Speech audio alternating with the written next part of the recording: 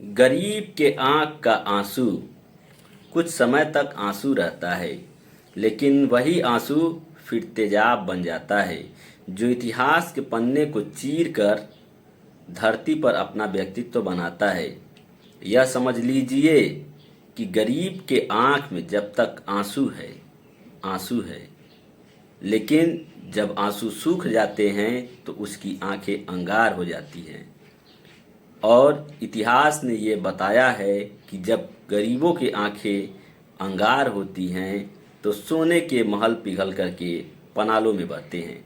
जी हाँ साथियों, ये कथन है विश्वनाथ प्रताप सिंह जी की, जो उन्होंने मंडल आयोग की सिफारिश लागू होने के बाद 15 अगस्त 1990 को लाल किले के प्राचीर से एक बात कही थी।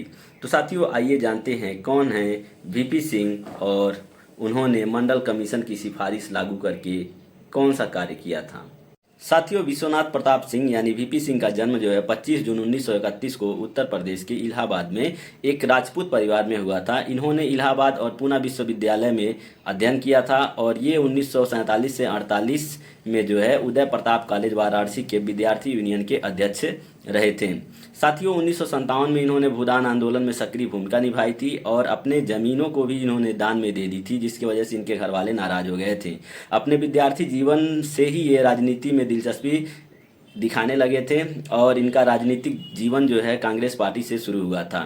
साथियों, वीपी सिंह 1969 से लेकर के 71 में वह उत्तर प्रदेश विधानसभा में पहुंच गए थे और आगे चल करके 9 जून 1980 से लेकर के 28 जून 1982 तक वो उत्तर प्रदेश के मुख्यमंत्री का कार्यभार उन्होंने संभाला। इसके बाद साथियों 29 जनवरी 1983 को ये केंद्रीय वाणिज्य मंत्री भी बने और इसके बाद साथियों 31 दिसंबर 1984 को वो भारत के वित्त मंत्री भी बनते हैं।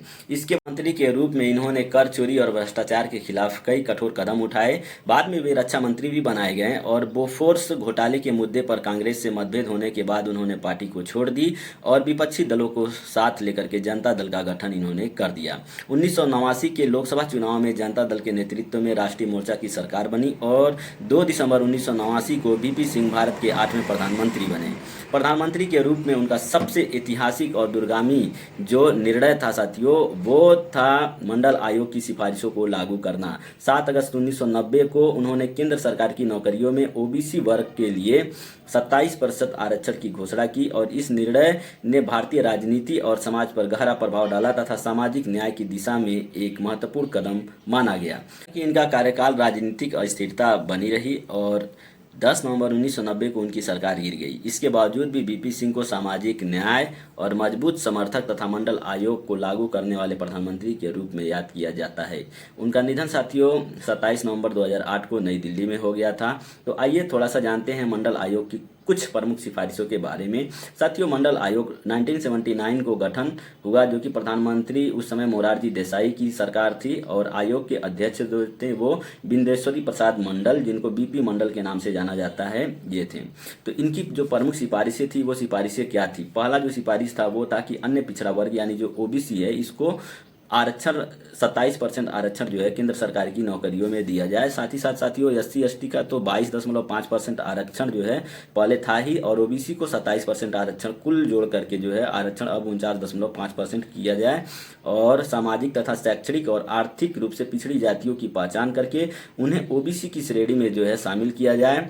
इसके अलावा सरकारी सेवाओं में ओबीसी वर्ग के लिए जो है पदोन्नति यानी ओबीसी वर्ग को भी प्रमोशन में भी अवसर मिले, ऐसा सुनिश्चित किया जाए। ये मंडल आयोग की सिफारिश थी और विश्वविद्यालय तथा कॉलेज और अन्य शैक्षणिक संस्थान जितने भी थे उसमें ओबीसी छात्रों को भी आरक्षण और विशेष सुविधाएं दी जाए, इस बात को इसमें कहा गया था। और पिछड़े वर्गों के छात्रों को छात्रवृत्ति, छात्रावास और आर्थिक सहायता प्रदान किया जाए। ओबीसी वर्ग के आर्थिक एवं सामाजिक विकास के लिए विशेष योजनाएं चलाई जाएं और पिछड़े वर्गों की शिकायतों और अधिकारों की रक्षा के लिए अलग संस्थागत व्यवस्था बनाई जाए। भूमि सुधार, रोजगार सृजन और कौशल विकास के माध्यम से पिछड़े वर्गों की आर्थिक स्थिति को मजबूत किया जाए। आयोग ने अनुमान लगाया कि भारत की कुल जनसंख्या में ओबीसी का जो हिस्सेदारी है लगभग 52% है, इसलिए उन्हें शासन और प्रशासन में जो है उचित प्रतिनिधित्व मिलना चाहिए। तो साथियों 7 अगस्त 1990 को प्रधानमंत्री विश्वनाथ प्रताप सिंह यानी वीपी सिंह ने मंडल आयोग की सबसे प्रमुख सिफारिश जो कि केंद्र सरकार की नौकरियों में ओबीसी के लिए 27% आरक्षण को लागू करने की घोषणा की। इसे भारत में सामाजिक न्याय की दिशा में एक सबसे ज़्यादा ऐतिहासिक कदम माना जाता है। तो आज वीपी सिंह के जन्मदिन पर हम एक बार उन्हें फिर से जो है कोटि कोटि नमन करते हैं। Thank you for watching this video.